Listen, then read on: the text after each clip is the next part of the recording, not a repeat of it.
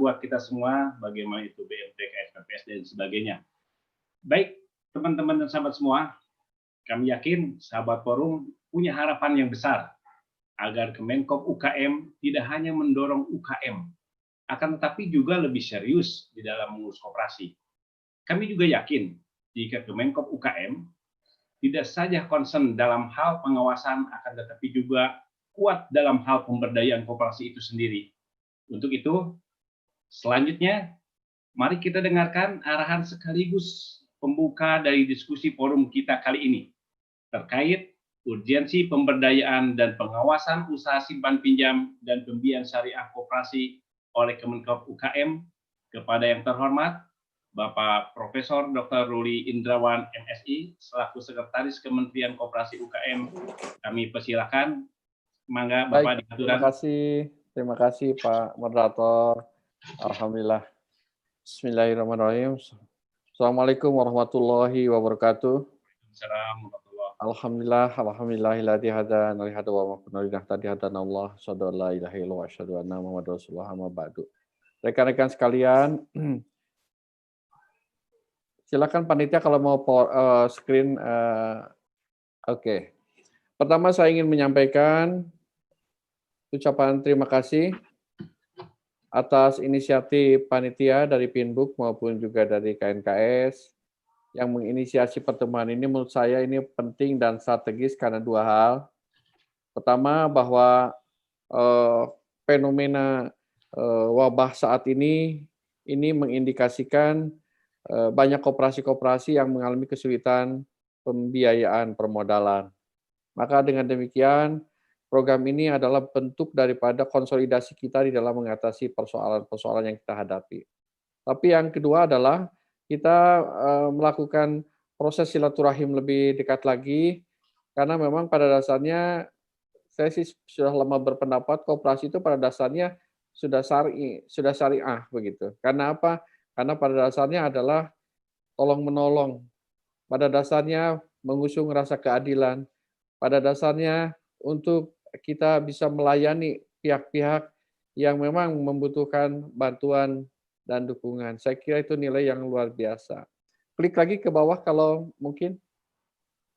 Jadi saya akan mencoba dengan waktu 9 menit memaparkan ini semua, walaupun nanti pada bagian-bagian yang lebih detail teknis, Kang Agus akan memberikan elaborasi lebih tekstual, lebih kontekstual juga.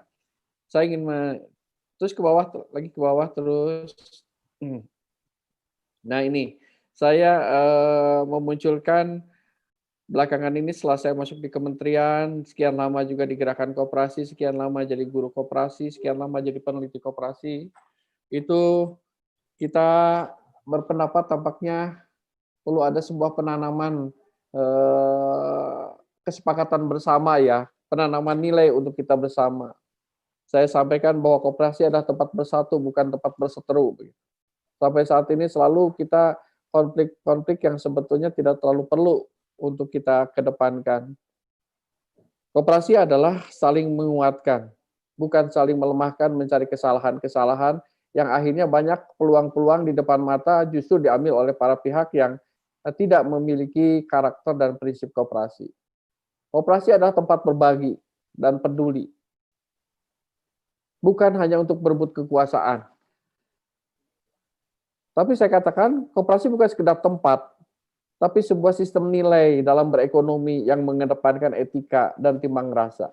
Jadi ini perlu saya tegaskan, dan ini menurut saya di dalam agama yang kita anut, ya, Islam ataupun mungkin agama-agama yang lain juga, saya kira mengedepankan tentang pentingnya kita bersilaturahim, bertabayun. Forum seperti ini adalah forum yang menurut saya memiliki nilai koperasi yang sangat kuat.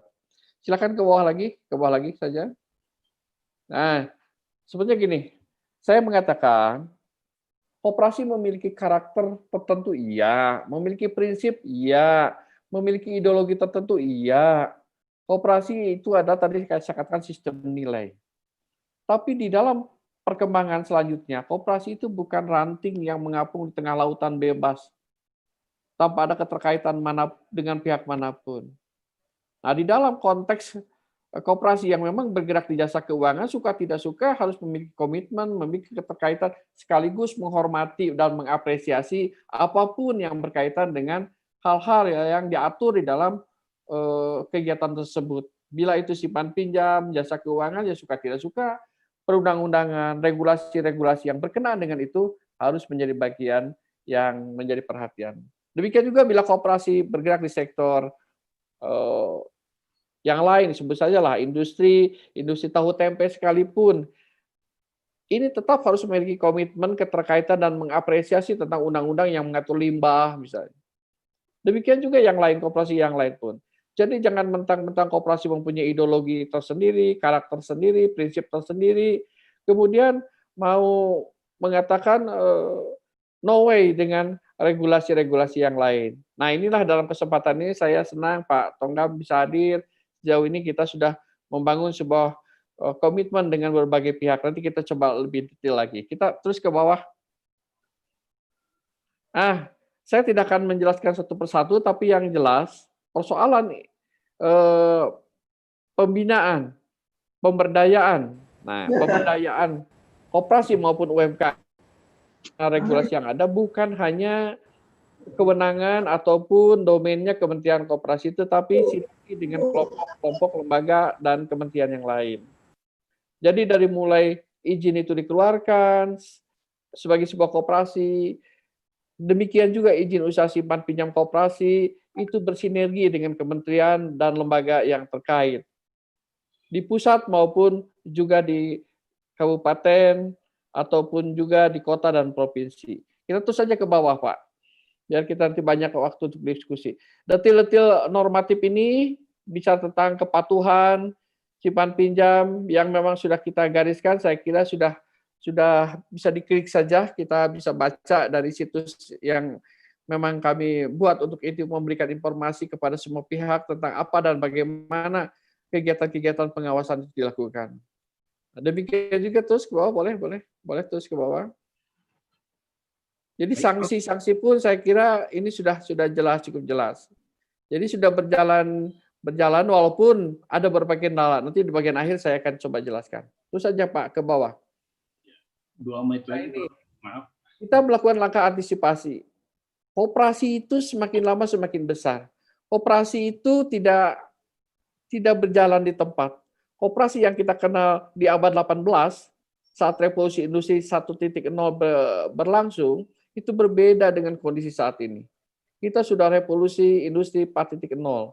Koperasi sudah melewati revolusi industri 1.0, revolusi industri 2.0, revolusi industri 3.0, dan kita semua saksikan koperasi diakui eksistensinya. Di dalam konteks kekinian, maka tidak bisa lepas dari upaya kita membangun sinergi dengan berbagai pihak. Nah, mari kita coba lihat. Ini saya menyampaikan sebuah materi yang saya sampaikan di mass media di Bandung saat itu, waktu saya menjadi wakil ketua Dekopin, 2015. Koperasi butuh pengawas independen. Jadi ada persoalan-persoalan yang tampaknya pengawasan koperasi yang diserahkan kepada pemerintah sebagaimana regulasi yang ada saat ini yaitu 2592. Ini tampaknya belum cukup begitu. Ada banyak persoalan di dalam pengawasan yang dilakukan oleh pemerintah sebagaimana diamanatkan oleh undang-undang. Payung hukum dalam bidang pengawasan oleh pemerintah masih setengah hati. Ini kita harus akui, 2592 itu membuat pemerintah hanya memberikan pantauan, pemeriksaan, tapi tidak bisa memberikan sanksi-sanksi yang tegas. Ini persoalan yang kita hadapi. Saat itu, dan saya kira saat ini selama Undang-Undang 2592 masih seperti itu, saya kira memang kita harus berpikir ke arah yang sebentar. Kapasitas sumber daya manusia pengawas juga masih lemah.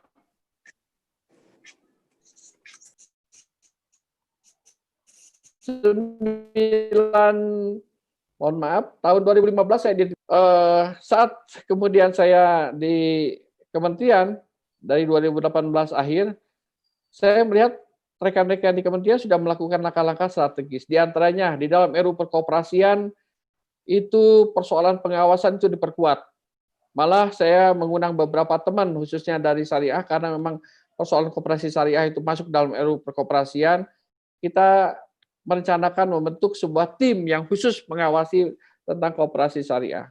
Di dalam undang-undang, mohon maaf, di dalam RUU perkoperasian tentang koperasi syariah itu selain diatur dalam operasional juga di dalam pengawasan. Jadi kita akan berikan sanksi misalnya koperasi syariah yang memang menggunakan label syariah tetapi tidak menjalankan prinsip syariah itu akan kena sanksi pidana maupun juga perdata. Prof, maaf, Nah, 2 menit lagi, Prof. ya baik. Ini terakhir ini. Dan di dalam rancangan Undang-Undang Cipta Kerja, hari kemarin kita sudah memasukkan usulan tambahan kepada Menko dan juga kita tembuskan kepada DPR agar pengawasan ini menjadi materi RUU Cipta Kerja. Supaya apa? Memperkuat payung hukum dari pengawasan kita. 2019 kita telah menetapkan jabatan fungsional untuk pengawas di pusat dan di daerah. Insya Allah minggu depan kita akan lantik sekitar 102 pengawas koperasi, jabatan fungsional pengawas koperasi, 41 ada di pusat, 61 di daerah. Masih sangat kecil, karena kita memang berharap di daerah itu ada 1.261 pengawas. Ini masih dalam proses. Harapannya apa? Agar pekerjaan pengawasan koperasi menjadi pekerjaan yang dihadapi secara lebih baik, secara lebih profesional. Demikian juga kita lakukan koordinasi antar lembaga dengan OJK, kita berkoordinasi, Bareskrim, PPATK, KPPU, bahkan BIN pernah kita undang untuk kita serius melakukan pengawasan yang lebih baik lagi.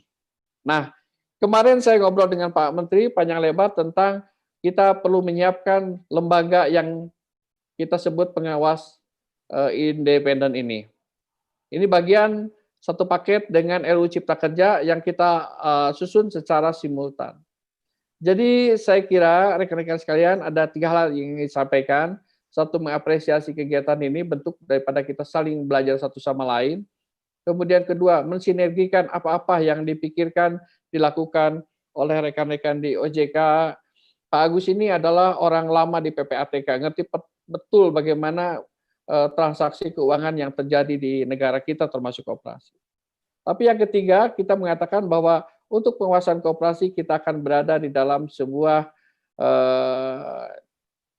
era baru, di mana suka tidak suka kita membutuhkan kepercayaan publik yang lebih luas daripada saat ini dengan memperbaiki sistem pengawasan. Itu saja yang ingin saya sampaikan. Sukses, selamat, semoga apa yang kita harapkan dan cita-citakan bisa berhasil dan dapat dipetik manfaat yang besar dari kegiatan ini. Assalamualaikum warahmatullahi wabarakatuh. Waalaikumsalam warahmatullahi wabarakatuh. Terima kasih Prof. Fluri. Alhamdulillah sudah begitu banyak yang disampaikan. Ada beberapa hal yang bisa kita petik. Pertama, koperasi sebetulnya sudah syariat karena tolong menolong, dia berbagi dan berkeadilan. Dan terakhir tadi dipesankan bahwa pengawasan koperasi di era baru ini perlu sistem lagi yang lebih baik dan bisa menjaga kesehatan koperasi itu sendiri. Baik, sahabat forum, beberapa